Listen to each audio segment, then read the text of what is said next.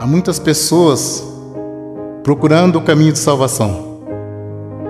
Não conseguem encontrar. Será que estão procurando de uma maneira certa? Jesus disse: conhecereis a verdade e a verdade vos libertará. Em Provérbios, capítulo 14, verso 12 diz: há caminho que ao olho do homem parece direito, mas o fim dele são os caminhos da morte. No Evangelho segundo Mateus, capítulo 15, verso 14 diz: se um cego guiar outro cego, ambos cairão na cova. Em Jeremias capítulo 17, verso 5 diz: maldito o homem que confia no homem. Então tudo que for falado aqui, você pode conferir aí na sua Bíblia Sagrada, para que você possa entender o caminho da verdade. Se Deus não tivesse plano de salvação na tua vida, esta mensagem não teria chegado até você. Entrai pela porta estreita, porque largo é o caminho que conduz à perdição, e muitos são os que entram por ela. O apóstolo Paulo escreveu: se o julgamento começa por nós, qual será o fim daqueles que são desobedientes ao Evangelho de Deus?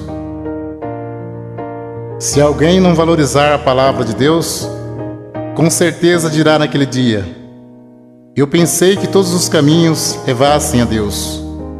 O apóstolo Paulo escreveu aos Gálatas, capítulo 1, versos 6, 7, 8 e 9: maravilho-me de que tão depressa passeis daquele que vos chamou a graça de Cristo para outro evangelho, o qual não é outro. Mas há alguns que vos inquietam e querem transtornar o evangelho de Cristo. Mas ainda que nós mesmos, ou um anjo do céu, vos anunciar outro evangelho além do que está escrito, seja anátema. Assim como já vos dissemos, agora de novo vos digo: se alguém vos anunciar outro evangelho além do que já recebeste, seja anátema. Jesus Cristo disse: eu sou o caminho, a verdade e a vida. Ninguém vem ao Pai senão por mim. O Evangelho segundo João, capítulo 10, verso 9 ao 14. Jesus disse: eu sou a porta. Se alguém entrar por mim, salvar-se-á. E entrará e sairá e achará pastagem. O ladrão não vem senão a roubar, a matar e a destruir. Eu vim para que tenha vida, e vida com abundância. Eu sou o bom pastor. O bom pastor dá sua vida pelas ovelhas. Mas o mercenário e o que não é pastor, de quem não são as ovelhas, vê vir o lobo e deixa as ovelhas e foge. E o lobo as arrebata e dispersa. Ora, o mercenário foge porque é mercenário e não tem cuidado das ovelhas. Jesus disse: eu sou o bom pastor, e conheço as minhas ovelhas, e das minhas sou conhecido. Veremos agora em Apocalipse, capítulo 22, versos 18, 19, 20 e 21. Porque eu testifico a todo aquele que ouvir as palavras da profecia desse livro, que se alguém lhe acrescentar alguma coisa, Deus fará vir sobre ele as pragas que estão escritas neste livro. E se alguém tirar quaisquer palavra do livro desta profecia, Deus tirará a sua parte da árvore da vida e da cidade santa que está escrito neste livro. Aquele que testifica essas coisas diz: certamente cedo eu venho. Amém. Ora vem, Senhor Jesus. A graça de nosso Senhor Jesus Cristo seja com todos vós. Amém. Segunda Epístola, João, capítulo 1, verso 10 e 11. Se alguém vem ter convosco e não traz essa doutrina, não o recebais em casa, nem tampouco o saudeis, porque quem o sauda tem parte nas suas más obras. Segunda Epístola, Pedro, capítulo 3, versos 16, 17 e 18.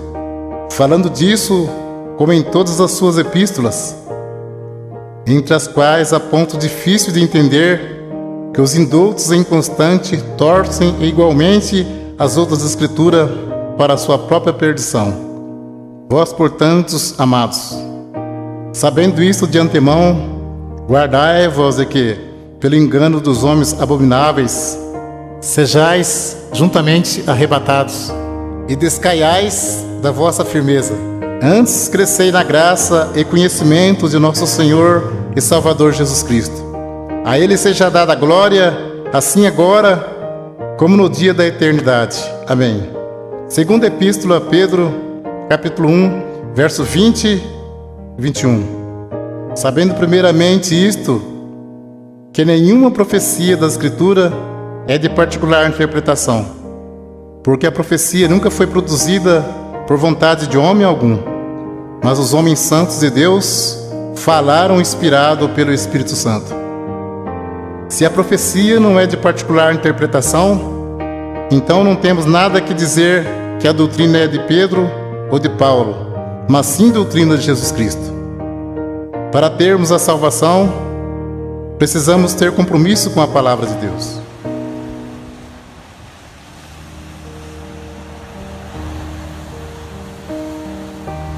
Vamos ver o batismo verdadeiro aos Efésios, capítulo 4, verso 4, 5, 6 e 7.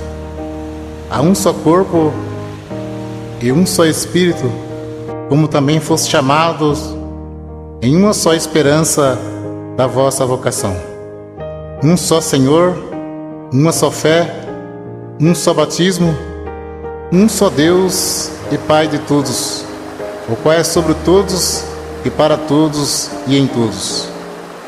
Mas a graça foi dada a cada um de nós, segundo a medida do dom de Cristo. Batismo tem muitos, mas de acordo com a Bíblia, é só um. Vamos ver qual é o verdadeiro. Segundo Marcos, capítulo 16, verso 15, 16 e 17. Jesus disse: Ide por todo mundo, pregai o evangelho a toda criatura. Quem crer e for batizado será salvo, mas quem não crer será condenado. E estes sinais seguirão aos que crerem em meu nome. Expulsarão os demônios, falarão novas línguas, pegarão nas serpentes, e se beberem alguma coisa mortífera, não lhes fará dano algum.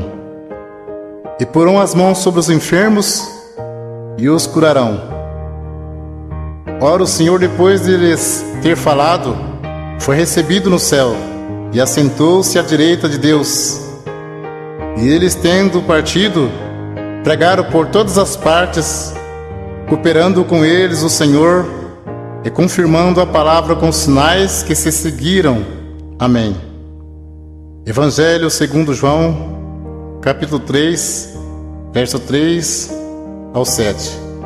Jesus respondeu e disse-lhe: na verdade te digo, que aquele que não nascer de novo não pode ver o reino de Deus. Disse-lhe Nicodemos: como pode um homem nascer sendo velho? Porventura pode tornar a entrar no ventre de sua mãe e nascer?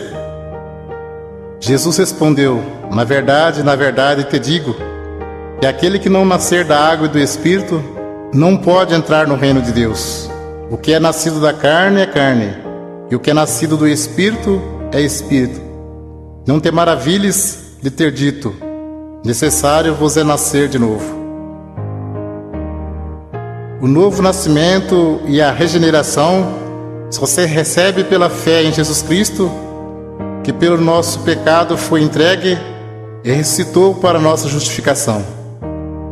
Vamos ler agora quais palavras faladas no batismo, de acordo com a palavra de Deus. Atos dos Apóstolos, capítulo 2, versos 37, 38 e 39. As primeiras conversões. E ouvindo eles isto, compungiram-se em seus corações E perguntaram a Pedro e aos demais apóstolos: que faremos, varões irmãos? E disse-lhe Pedro: arrependei-vos, e cada um de vós seja batizado em nome de Jesus Cristo para perdão dos pecados, e recebereis o dom do Espírito Santo. Aos Colossenses, capítulo 3, verso 17: e quando fizerdes por palavras ou por obras, fazei tudo em nome do Senhor Jesus, dando por ele graças a Deus Pai. Continua o assunto do batismo. Evangelho segundo Mateus, capítulo 28, versos 16, 17, 18, 19 e 20. E os 11 discípulos partiram para a Galiléia, para o monte que Jesus lhe tinha designado. E quando o viram, o adoraram, mas alguns duvidaram. Disse Jesus: portanto, ide, ensinai todas as nações, batizando-as em nome do Pai, do Filho e do Espírito Santo, ensinando a guardar todas as coisas que eu vos tenho mandado. E eis que estou convosco todos os dias, até a consumação dos séculos. Amém. Então, conforme vemos, as palavras faladas no batismo de imersão nas águas é: em nome de Jesus Cristo te batismo, e em nome do Pai, do Filho e do Espírito Santo. Como se sauda o povo de Deus quando se encontra ou se despede? Aos Colossenses, capítulo 3, verso 15: e a paz de Deus, para a qual também foste chamados em um corpo, domine em vossos corações e sede agradecidos.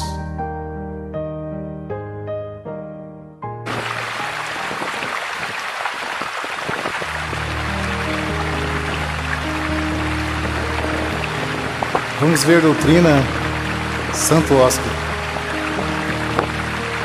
Nós vamos ver qual é a Igreja de Cristo que diz na Sagrada Escritura. Aos Romanos, capítulo 16, versos 16, 17 e 18: saudai-vos uns aos outros com santo ósculo. As igrejas de Cristo vos saúdam.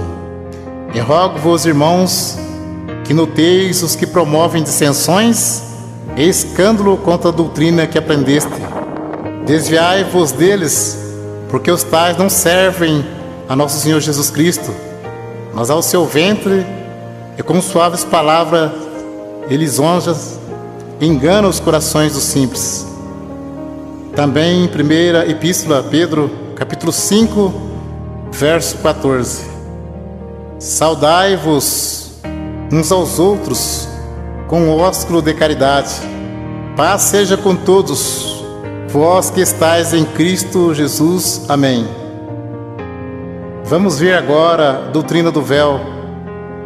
1 aos Coríntios, capítulo 11: e louvo-vos, irmãos, porque em tudo vos lembrais de mim, e retende os preceitos como vou-lo entreguei.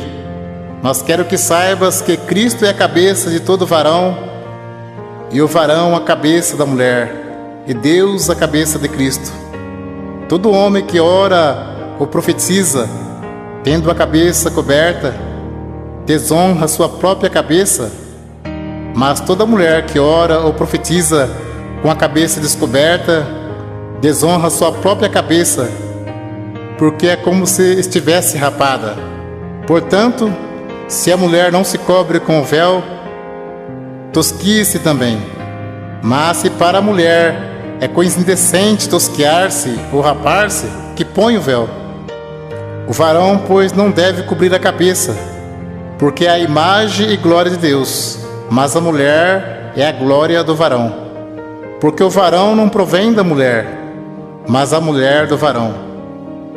Porque também o varão não foi criado por causa da mulher, mas a mulher por causa do varão. Portanto, a mulher deve ter sobre a cabeça sinal de poderio por causa dos anjos. Todavia, nem o varão é sem a mulher, nem a mulher sem o varão no Senhor. Porque como a mulher provém do varão, assim também o varão provém da mulher. Mas tudo vem de Deus. Julgai entre vós mesmo. É decente que a mulher ore a Deus descoberta?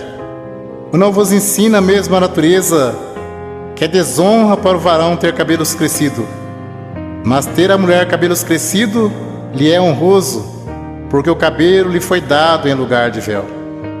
Mas se alguém quiser ser contencioso, nós não temos tal costume, nem as igrejas de Deus. Até o texto diz como as mulheres devem se apresentar-se na igreja. Então é bem claro, ter a mulher cabelos crescidos lhe é honroso, porque o cabelo foi dado em lugar de véu. Então, se o cabelo é dado em lugar de véu, não pode cortar nem tosquear. Mas se para a mulher é coisa indecente tosquear-se ou rapar, que põe o véu. Se tivesse escrito somente do cabelo, não mandaria pôr, porque o cabelo já está no lugar. Uma cortina você põe e tira. O véu a mulher põe e tira. Uma pergunta: julgai entre vós mesmo. É decente que a mulher ore a Deus descoberta? Não. Para você entender mais fácil, aqui fala de 2 mandamentos. A mulher não pode cortar o cabelo, porque ter a mulher cabelos crescidos lhe é honroso, e tem que pôr o véu branco. Portanto, a mulher deve ter sobre a cabeça sinal de poderio por causa dos anjos. Tem que se cobrir com o véu quando for orar e profetizar. Vamos ler 1 Coríntios capítulo 14, verso 32 ao 37. Fala sobre a necessidade de ordem no culto, porque os espíritos dos profetas estão sujeitos aos profetas, porque Deus não é Deus de confusão, senão de paz. Como em todas as igrejas dos santos, as mulheres estejam caladas nas igrejas, porque lhes não é permitido falar, mas estejam sujeitas como ordena a lei. E se querem aprender alguma coisa, interroguem em casa seus próprios maridos, porque é indecente que as mulheres falem na igreja. Porventura saiu dentre vós a palavra de Deus? Ou veio ela somente para vós? Se alguém cuida ser profeta ou espiritual, reconheça que as coisas que vos escrevo são mandamento do Senhor. Um esclarecimento para você saber como é a Santa Ceia. Jesus celebrou a última Páscoa, que era uma vez ao ano, e celebrou a primeira Santa Ceia, que se segue uma vez ao ano. A Santa Ceia é a lembrança do sacrifício e da morte de Jesus Cristo por nós, até que Ele venha nos buscar. Ceia todo domingo ou todo mês não se encontra nas Sagradas Escrituras. Ceia todo mês é maneira de prender a pessoa firme no pagamento do dízimos. Cuidado com isso. Deus abençoe pela atenção. Que Deus cumpra na sua vida a oração que Jesus Cristo fez ao Pai. Segundo Mateus, capítulo 11, versos 25 ao 30.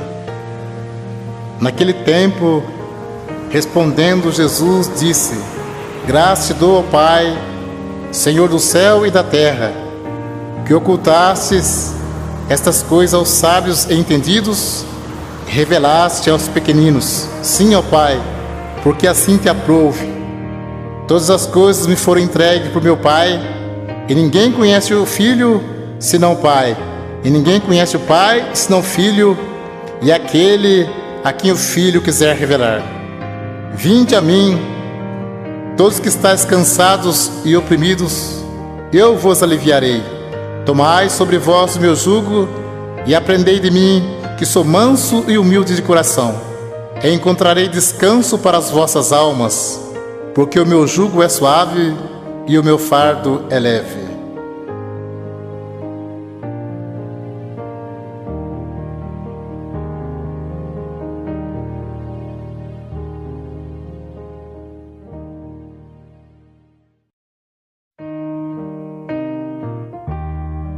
O assunto agora é sobre dízimos. Velho Testamento, Malaquias, capítulo 3, versos 8 e 10. Roubará o homem a Deus? Todavia vós me roubais e dizeis: em que te roubamos? Os dízimos e nas ofertas alçadas. Trazei todos os dízimos à casa do tesouro, para que haja mantimento na minha casa. E depois fazer prova de mim, diz o Senhor dos Exércitos, se eu não vos abrir as janelas do céu e não derramar sobre vós uma benção tal, que dela vos advenha a maior abastança. Alguém levava um animal perfeito e o sacerdote negociava o animal perfeito e sacrificava um animal imperfeito no lugar. Nisso que eles estavam roubando a Deus. Digo sempre, Deus não usa dinheiro. Coleta é para o próprio bem do povo de Deus. Se Deus não abrisse as janelas do céu e não mandasse chuva, a terra não produzia alimento. As tribos de Israel receberam herança, menos a tribo sacerdotal, que era a tribo dos levitas. Eles não receberam herança. Então eles recebiam parte do dízimos para se manter. Por isso que dizia, trazer os dízimos para que haja mantimento na casa do tesouro. Não se tratava de dinheiro, mas de mantimento. Não há mais casa do tesouro. Jesus disse, minha casa é chamada por todas as nações casa de oração. Evangelho segundo Mateus, capítulo 10, versos 5 ao 10. Jesus enviou esses 12 e lhe ordenou, dizendo: não ireis pelo caminho das gentes, nem entreis em cidade de samaritanos, mas ide diante as ovelhas perdidas da casa de Israel. E indo pregai, dizendo: é chegado o reino dos céus. Curai os enfermos, limpai os leprosos, ressuscitai os mortos, expulsai os demônios. De graça recebestes, de graça dai. Não possuai ouro, nem prata, nem cobre em vossos cintos, porque digno é o operário do seu salário. Nem alforje para o caminho, nem duas túnicas, nem alparcas, nem bordão, porque digno é o operário do seu alimento. Podemos cumprir com alegria a missão de anunciar o Evangelho da graça. Jesus já pagou a nossa salvação com o precioso sangue que Ele derramou no duro madeiro da cruz. Enviando o apóstolo, disse: de graça recebeste, de graça dai. Não precisa explorar ninguém. A parte material, Deus tudo provê na nossa vida. Jesus Cristo, sendo Filho de Deus, não poderia vir desfazendo a lei de Deus. Tanto é que Ele foi circuncidado ao 8º dia, segundo o uso da lei. Foi levado ao templo para ser consagrado, segundo o uso da lei. E cumpriu celebrando a última Páscoa. Então Ele cumpriu a lei e trouxe a graça. A lei e os profetas duraram até João. A graça e a verdade vieram por Jesus Cristo. Hebreus capítulo 7, verso 9, 18 e 19. E para assim dizer, por meio de Abraão até Levi, que recebe dízimos, pagou dízimos, porque o precedente mandamento é abrogado por causa da sua fraqueza e inutilidade. Pois a lei nenhuma coisa aperfeiçoou, e desta sorte é introduzida uma melhor esperança, pelo qual chegamos a Deus. Hebreus capítulo 7, versos 12, 13 e 14. Porque mudando-se o sacerdócio, necessariamente se faz também mudança da lei. Porque aquele de quem essas coisas se dizem pertence a outra tribo, da qual ninguém serviu ao altar, visto ser manifesto que nosso Senhor procedeu de Judá, e concernente a esta tribo, nunca Moisés falou de sacerdócio, porque dele assim se testifica: tu és sacerdote eterno, segundo a ordem de Melquisedeque. Jesus procedeu da tribo de Judá, e não da tribo de Levi, que era a tribo dos sacerdotes. Então, se muitos espertalhões pregam que tem que pagar dízimo hoje, por que eles não se preocupam em cumprir mais algum mandamento da lei? Porque o assunto deles é só dinheiro. Procura enganar, sendo que dízimos era para que houvesse mantimento na casa do tesouro. Muitos querem tirar proveito para ganhar dinheiro, dizendo: digno é o obreiro do seu salário. Mas isto é mesmo que dizer: digno é o obreiro do seu alimento. O apóstolo Paulo disse em Atos capítulo 20, versos 33 ao 36: de ninguém cobicei a prata, nem o ouro, nem o vestido. Vós mesmos sabeis que para o que me era necessário a mim e aos que estão comigo, essas mãos me serviram. Tenho-vos mostrado em tudo que, trabalhando assim, é necessário auxiliar os enfermos e recordar as palavras do Senhor Jesus, que disse: mais bem-aventurado coisa é dar do que receber. E havendo dito isto, pôs-se de joelhos e orou com todos eles. Mas o assunto viver do Evangelho era alimento, e não receber dízimos. Para você entender mais fácil, os apóstolos poderiam viajar em missão e ficar na casa de alguém não crente e ali se alimentar por alguns dias. E como Deus estava chamando também pessoas pobres, em vez dos apóstolos pedir dinheiro aos novos convertidos, eles os ajudavam. Vamos ler aos Romanos capítulo 15, versos 26 e 27. Porque pareceu bem a Macedônia e a Caia fazerem uma coleta para os pobres dentre os santos que estão em Jerusalém. Isso lhe pareceu bem, como devedores que são para com eles, porque se os gentios foram participantes dos bens espirituais, devem também ministrar os temporais. Confira esse assunto com atenção. Paulo disse em 1 Coríntios, capítulo 9, verso 12 ao 14 e 15 ao 18. Se outros participam deste poder sobre vós, por que não mais justamente nós? Mas nós não usamos desse direito, antes suportamos tudo para não pormos impedimento algum ao Evangelho de Cristo. Não sabeis vós que os que administram o que é sagrado comem do que é do templo, e que os que de contínuo estão junto ao altar participam do altar? Assim ordenou também o Senhor aos que anunciam o Evangelho que vivam do Evangelho.